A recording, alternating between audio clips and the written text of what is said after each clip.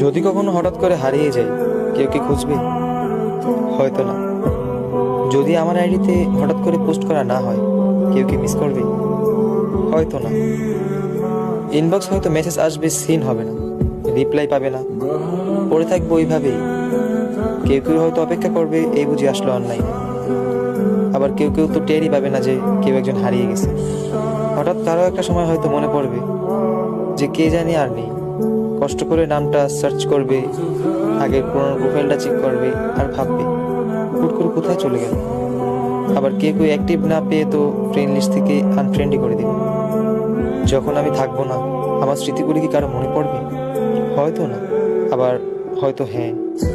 তবে হারাতে হবে, হারাতে হয়। কেউ আয়োজন করে হারায়, কেউ হুট করে হারায়। আমি না হয় হুট করেই হারিয়ে যাব।